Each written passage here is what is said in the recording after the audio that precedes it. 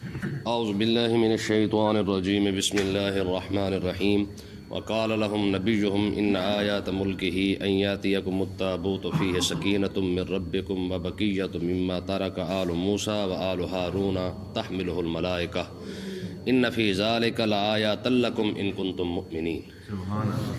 آپ نے ایک مشہور لفظ سنا ہوگا تابوت سکینہ، یہ بڑا مشہور لفظ ہے تابوت سکینہ۔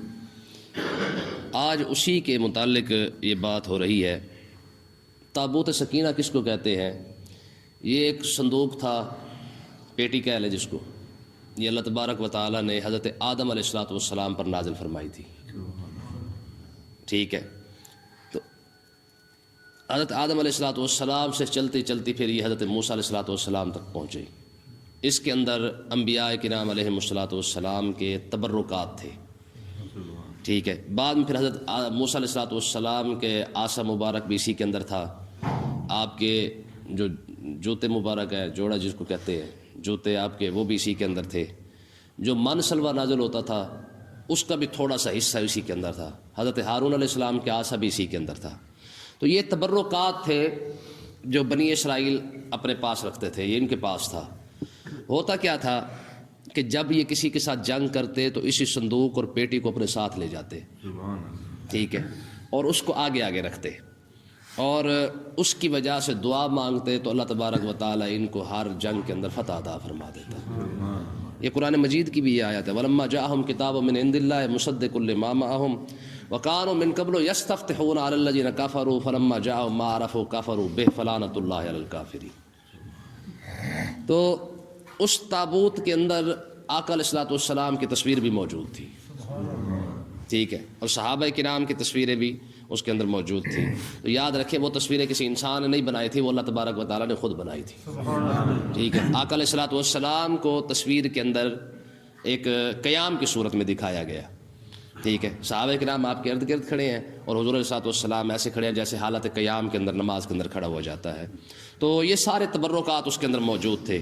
تو کل ہم نے پڑھا تھا کہ جالوت بادشاہ نے جب ان پر جنگ مسلط کی تو جیسے جیسے وہ ان بنی اسرائیل کی تباہی کرتا گیا تو وہ جو تابوت تھا، وہ تابوت سکینہ اس کو کہتے تھے، تو وہ بھی ساتھ لے گیا۔ سکینہ کا مطلب کیا تھا؟ یعنی ایسا تابوت جس کو دیکھ کر سکون ملے، تبرکات تھے اس کے اندر۔ تو ہوا یہ کہ وہ جالوت بادشاہ وہ جب تابوت سکینہ ساتھ لے گیا تو اس نے جا کر اس کی بڑی بے حرمتی کی اور اس کو نجاست والی جگہ پہ گندگی کے ڈھیر پر اس کو جو ہے پھینک دیا۔ تو اس بے ادبی اور گستاخی کی وجہ سے جالوت بادشاہ کے اندر، قوم کے اندر جو ہے وہ بڑی بڑی عجیب عجیب بیماریاں پھیلیں اور وہ اسی بیماری سے جو ہے وہ مرتے گئے۔ تو انہوں نے کیا کیا؟ انہوں نے کہا بھی یار، ان کو سمجھ آ گئی، انہوں نے کہا یہ سارا کچھ یہ تابوت کی وجہ سے ہو رہا ہے، ہم نے کوئی اس کی بے ادبی کی ہے، گستاخی کی ہے، اور بنی اسرائیل اس کی بڑا احترام کرتے تھے، تو اس وجہ سے جو ہے وہ یہ سارا وبا ہم پر پھیلی ہے۔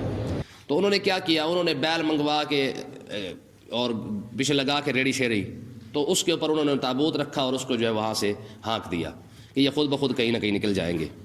ادھر یہ ہوا کہ حضرت شمویل علیہ السلام سے بنی اسرائیل نے کہا، انہوں نے کہا اگر طالوت ہمارا بادشاہ ہے، کل جیسے بتایا تھا میں نے آپ کو، انہوں نے کہا یہ تو بادشاہ نہیں بن سکتا، ہمارے پاس پیسہ، ان کے پاس کچھ نہیں ہے۔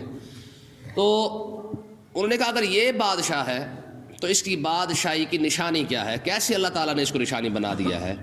تو حضرت بادشاہ بنایا ہے۔ تو حضرت شمویل علیہ السلام نے فرمایا کہ اس کی بادشاہی کی نشانی یہ ہے کہ تمہارا جو تابوت سکینہ جالوت لے گیا تھا، فرشتے اس کو اٹھا کے لے آئے، اور وہ پریشان بھی تھے اس بات پر کہ یار ہمارا جو تابوت اب گم ہو گیا، اب اس کا کیا کریں، وہ تو جالوت اٹھا کے لے گیا۔ تو حضرت شمویل علیہ السلام نے فرمایا تابوت سکینہ خود بخود تمہارے پاس آ جائے گا۔ پھر تو مان جاؤ گے نا کہ جب وہ بات، اگر تابوت سکینہ جو تمہارے کامیابی کی نشانی ہے، برکات کی نشانی ہے، اگر وہ تمہیں مل جاتا ہے تو پھر تمہیں اور کیا چاہیے؟ انہوں نے کہا جی اگر تابوت سکینہ ہمیں مل جائے، جس کی وجہ سے ہمیں فتح ہوتی تھی، جس کی وجہ سے ہمیں کامیابی ملتی تھی، تو پھر ہم طالوت کو ماننے کے لیے تیار ہیں۔ ہوا یہ کہ جب انہوں نے بیلوں پر، ریڑھی پر جو ہے وہ تابوت سکینہ رکھا اور بیلوں کو ہانک دیا، تو اللہ تبارک و تعالیٰ نے فرشتوں کو بھیج کر وہ بیل سیدھے کے سیدھے جو ہے حضرت شمویل علیہ السلام کے پاس آئے اور انہوں نے طالوت علیہ السلام کے پاس ہی آ گئے، ٹھیک ہے۔ جب ان کے پاس آئے تو سب کو پتہ چل گیا کہ یار ایسے تو نہیں ہو سکتا کہ خود بخود تو تابوت نہیں آ سکتا تھا. تو یہ واقعی اللہ تبارک و تعالیٰ نے فرشتوں کو بھیج کر طالوت کے پاس جو ہے یہ تابوت سکینہ کو بھجوایا ہے. ٹھیک ہے, یہ ساری بات وہاں چل رہی ہے. وقال لهم نبیہم, ان سے ان کے نبی نے فرمایا, یعنی شمیل علیہ السلام نے ان کو کہا, بنی اسرائیل کو کہا, ان آیات ملک ہی, اس کی بادشاہی کی نشانی یہ ہے. جب انہوں نے پوچھا نا کہ اس کی بادشاہی کی کیسے ہم مان لیں کہ اللہ تعالیٰ نے اس کو بادشاہ بنایا ہے, انہوں نے کہا جی اس کی بادشاہی کی نشانی یہ ہے, ان یاتیکم التابوت فیہ سکینۃ من ربکم, تمہارے پاس وہ تابوت آ جائے گا جس میں تمہارے رب کی طرف سے تمہارے لیے برکتیں اور سکون رکھا گیا ہے, وہ خود بخود ہی آ جائے گا. وبقیۃ مما ترک آل موسیٰ وآل ہارون تحملہ الملائکہ, اور جس میں معزز موسیٰ اور معزز ہارون علیہ السلام کی کچھ چیزیں برکت کے طور پر ہیں. تحملہ الملائکہ, فرشتے اس کو اٹھا کے لائیں گے اس تابوت کو. ان فی ذالک لآیات لکم ان کنتم مؤمنین, یہ نشانیاں ہیں تمہارے لیے اگر تم واقعی ایمان والے ہو, تو اتنی بڑی نشانیں دیکھ کر اب تم صاحب ایمان بن کے ایمان کے ساتھ زندگی گزارنا. ٹھیک ہے جی. ہوا پھر یہ کہ جب وہ طالوت کے پاس وہ تابوت سکینہ آ گیا تو طالوت نے جو کہا ٹھیک ہے بھئی جنگ کی تیاری کرو, چلتے جالوت کے ساتھ لڑنے کے لیے. جنگ کی تیاری شروع ہو گئی, اور اتفاق یہ ہوا کہ وہ گرمیوں کا موسم تھا, تو راستے میں جا رہے تھے تو اللہ تبارک و تعالیٰ نے شمیل علیہ السلام کو فرمایا کہ آدھے راستے کے اندر نہر آنے والی ہے, ایک نہر, اس میں سے کسی نے پانی نہیں پینا. یہ ایک امتحان تھا. ایک تو گرمیاں تھی, اوپر سے نہر آئی اور پانی بھی ٹھنڈا اور میٹھا پانی تھا, تو انہوں نے کہا, اللہ تبارک و تعالیٰ نے فرمایا یہاں سے پانی نہیں پینا. ٹھیک, امتحان تو پھر امتحان ہوتا ہے, آزمائش اسی کو کہا جاتا ہے. تو ہاں پھر فرمایا کہ ہاں یہ ہے کہ ایک چلو بھر سکتے ہو, جس میں جتنا پانی آ جائے اتنا پی لینا, ایک چلو سے زیادہ پانی نہیں پینا ہے. اب انہوں نے کیا کیا, جب وہ نہر کو دیکھا تو ادھر سے حکم یہ تھا کہ بھئی پانی نہیں پینا ہے, تو مسئلہ یہ بنا. تو اللہ تبارک و تعالیٰ نے فرمایا اگر انہوں نے پانی پی لیا تو ان کا حال جو ہے وہ خراب ہو جائے گا. انہوں نے جب صرف, آپ حیران ہوں گے کہ لاکھوں لوگ تھے, لاکھوں لوگ, ان میں سے صرف 313 بچ گئے, باقی سب نے پانی پی لیا تھا. صرف 313 نے پانی نہیں پیا. ٹھیک ہے نا. اب جنہوں نے 313 کے علاوہ جب نے پانی پی لیا تھا, تو جیسے وہ نہر سے گزرے بار آگے ہوئے تو ان کے ہونٹ بھی سیاہ ہو گئے, ان کی جناب طبیعت بھی خراب, اور سارا کچھ جناب ان کے اندر بزدل آ گئی. ٹھیک ہے. جیسے انہوں نے جالوت کو دیکھا, بادشاہ کو دیکھا, اور اس کی ساری لشکر کو اور فوج کو دیکھا, تو انہوں نے کہا ہم تو ان کے ساتھ مقابلہ نہیں کر سکتے. ٹھیک ہے. وہ پانی پینے کی وجہ سے. اب ہوا کیا, جب انہوں نے کہا جی ہم تو نہیں کر سکتے, وہ 313 انہوں نے کھڑے, انہوں نے کہا یار کیا ہو گیا, مار تھوڑی جائیں گے, کچھ نہیں ہوتا ہے. بڑی بار ایسے ہوا ہے کہ چھوٹے لشکر بڑے لشکر پر غالب آتے رہتے ہیں. اللہ تبارک و تعالیٰ کرم فرمایا تو چھوٹی چھوٹی جماعتیں بڑی بڑی جماعتوں پر غالب آ جاتی ہے, بزدل ہونے کی کیا ضرورت ہے. تو یہ 313 ایسے بندے تھے جن کے اندر حضرت داؤد علیہ السلام بھی شامل تھے. تو طالوت بادشاہ نے یہ اعلان کر دیا, اور انہوں نے کہا جو بندہ جالوت کو مارے گا میں اسے آدھی سلطنت بھی دوں گا اور اپنی بیٹی کا نکاح بھی دوں گا. ٹھیک ہے. اب پھر بھی آگے کوئی نہ بڑھے, تو یہ آگے یہ واقعہ آنے والا ہے. تو حضرت داؤد علیہ السلام, اللہ تبارک و تعالیٰ کی بارگاہ میں حضرت شمیل علیہ السلام نے دعا مانگی کہ پروردگارا, جالوت کیونکہ بڑا تھا قد کاٹ کے لحاظ سے بھی, ویسے بھی بادشاہ تھا, انہوں نے کہا اس کا مقابلہ کون کرے گا. تو اللہ تبارک و تعالیٰ نے فرمایا اس کو داؤد قتل کرے گا. اس کو کون کرے گا؟ داؤد علیہ السلام اس کو قتل کریں گے. تو یہ آگے بات آنے والی ہے. ولما فصل طالوت بالجنود, جب طالوت اپنے لشکر کو لے کر شہر سے جدا ہوا, قال ان اللہ مبتلیکم بنہر, تو اس نے کہا اللہ تعالیٰ تمہیں ایک نہر سے آزمانے والا ہے. فمن شرب منہ, جس نے اس نہر سے پیٹ بھر کر پانی پی لیا, فلیس منی, اس کا ہمارے ساتھ کوئی تعلق نہیں ہے. ومن لم یطعمہ فانہ منی, جس نے صرف ایک چلو اس کے اندر سے پیا وہ ہمارے ساتھ ہے. الا من اغترف غرفۃ بیدہ, ہاں وہ اپنے ہاتھ سے ایک چلو پانی پی سکتا ہے. فشاربوا منہ الا قلیلا منہ, سب نے اس سے پانی پی لیا, صرف 313 بچ گئے. یہ وہ تعداد ہے جو بدری صحابہ کی ہے جی.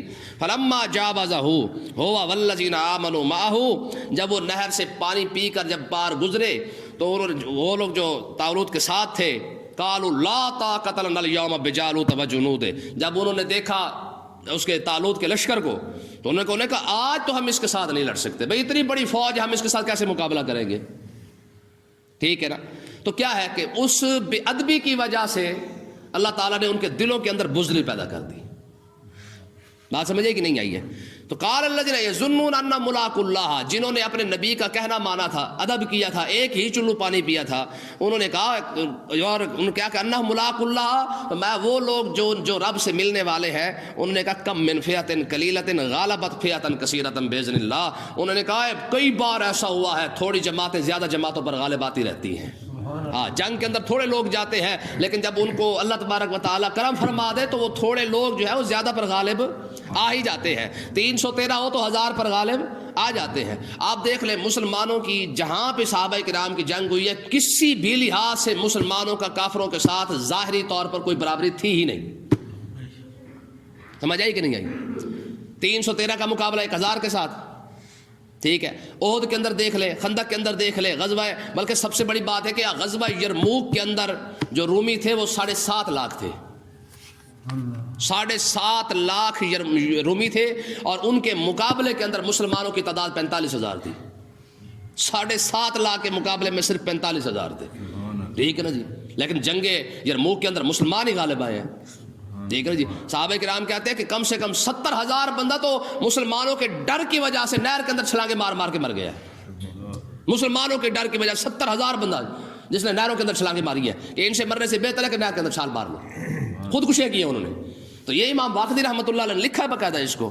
تو کہنے کا مقصد یہ ہے کہ آپ دیکھیں، میں نے آپ کو پہلے ایک بات بتائی تھی کہ حضرت وہ خالد بن ولید رضی اللہ تعالیٰ عنہ، جب رومیوں نے، کیونکہ 60 لاکھ بندہ تھا، اپنا 7.5 لاکھ بندہ تھا، تو انہوں نے کہا کہ یار اس طرح کرے کہ پہلے انہوں نے 60,000 بندہ بھیجا جنگ یرموک کے اندر.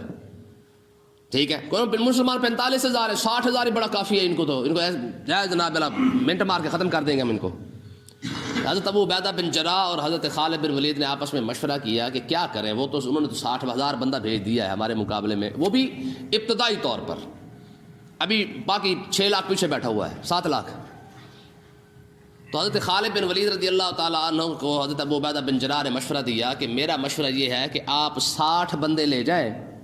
آپ خالد بن ولید نے کہا مجھے 30 بندے دے دے، میں 30 بندوں کے ساتھ 60,000 کا مقابلہ کر لوں گا. یار کوئی تک بنتا ہے مجھے بتایا 30 بندے 60,000 کا مقابلہ کیسے کریں گے؟ یہ جنگ یرموک کی بات ہے، یہ امام واقدی رحمۃ اللہ نے اس کو لکھا.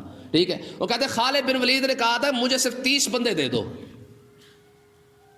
کتنے بعد جو 70 کلو کی جو تلوار چلا تھا اس کے لیے اس سے بڑی بات ہوتی. خالد بن ولید کی تلوار کا وزن 70 کلو تھا اور حضرت سیدنا امیر حمزہ رضی اللہ تعالیٰ عنہ کی تلوار کا وزن 100 کلو تھا.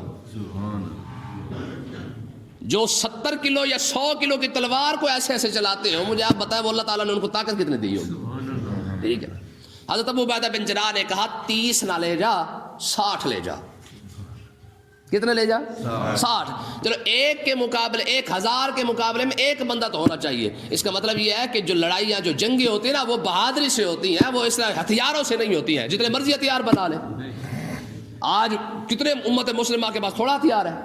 ٹھیک ہے جی. بڑے سے بڑا جدید سے جدید ترین ہتھیار بنا رہے ہیں، پھر بھی مسلمان ذلیل کیوں ہو رہے ہیں؟ کیونکہ تلوار ہتھیار چلانے کے لیے کم سے کم ہمت تو چاہیے نا جی. بات سمجھیے کہ نہیں گئی؟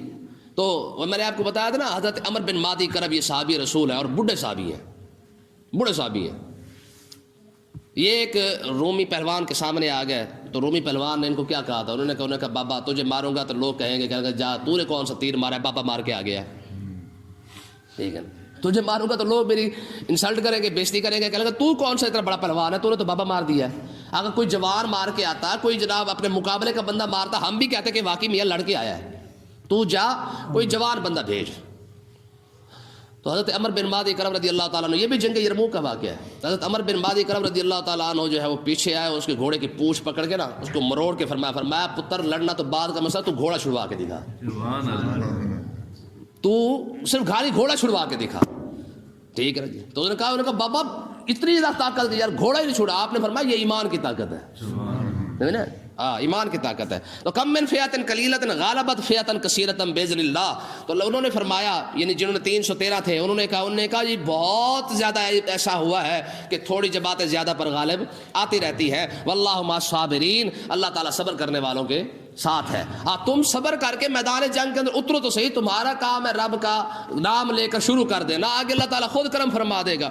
وَلَمَّا بَرَزُوا لِجَالُوتَ وَجُنُودِهِ, اب جب انہوں نے اپنے جالوت اور اس کے لشکر کا جب سامنا کیا, یعنی آمنے سامنے جب جماعتیں ہوئیں لڑنے کے لیے, قالوا, انہوں نے دعا کیا مانگی, ربنا افرغ علینا صبرا, اے میرے مالک ہم پر صبر نازل فرما, وہ ثبت اقدامنا, اور ہمارے قدموں کو بھی ثابت قدم رکھ دے, ہمیں یہاں پہ ثابت قدم رکھ, وانصرنا, اور ہماری مدد فرما, علی القوم الکافرین, کافر قوم پر. ٹھیک ہے نا, ہاں ان کافروں کے سامنے میں ہمارے پروردگار ہماری مدد فرما. تو مطلب یہ ہے کہ وہ یہ دعا بھی مانگتے جاتے اور ساتھ ساتھ جو ہے وہ لڑتے بھی جاتے, تو اللہ تبارک و تعالیٰ نے اس وجہ سے ان کو فتح عطا فرمائی ہے. ٹھیک ہے نا جی, یہ آگے سارا واقعہ چل رہا ہے.